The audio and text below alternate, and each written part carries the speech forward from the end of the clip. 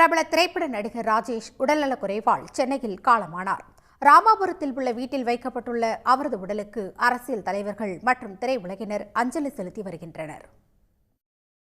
தமிழ், மலையாளம், தெலுங்கு மொழிகளில் ஏராளமான திரைப்படங்களிலும் தொலைக்காட்சி தொடர்களிலும் நடித்துள்ள ராஜேஷ் சென்னை போரூர் அருகேயுள்ள ராமாபுரத்தில் வசித்து வந்தார். குறைந்த இரத்த அழுத்தம் காரணமாக வீட்டிலேயே அவர் சுய நினைவை இழந்து மயங்கி விழுந்தார். இதையடுத்து ராஜேஷை அவரது குடும்பத்தினர் போரூரில் உள்ள தனியார் மருத்துவமனைக்கு கொண்டு சென்றனர். ஆனால் வழியிலேயே ராஜேஷின் உயிர் பிரிந்தது. இதையடுத்து அவரது உடல் ராமாபுரம் இல்லத்தில் அஞ்சலிக்காக வைக்கப்பட்டுள்ளது.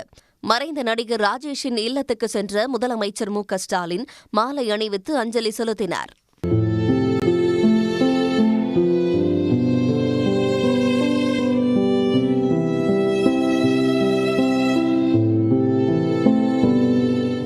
பின்னர் மறைந்த ராஜேஷின் குடும்பத்தினருக்கும் முதலமைச்சர் ஸ்டாலின் ஆறுதல் கூறினார். ராஜேஷின் உடலுக்கு திரையுலகினரும் ரசிகர்களும் அஞ்சலி செலுத்தி வருகின்றனர். அவர்கிட்ட எந்த கேள்வி கேட்டாலும் பதில் கிடைக்கும். அந்த அளவுக்கு ஒரு பெரிய அளவில் படித்தவர், ரொம்ப வெரி இன்ஃபர்மேட்டிவ். எந்த தகவலை வேணாலும் அவர்கிட்ட ஒரு கூகுள் மாதிரி ராஜேஷ் சார்கிட்ட கேட்டோம்னா தெரியும். அப்படிப்பட்ட ஒரு நல்ல நண்பர்.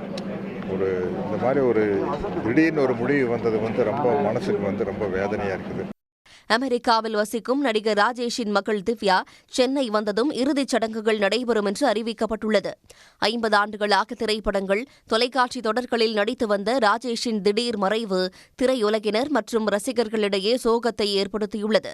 உடனுக்குடன் செய்திகளை தெரிந்து கொள்ள சன் நியூஸ் பெல் ஐகானை கிளிக் பண்ணுங்க.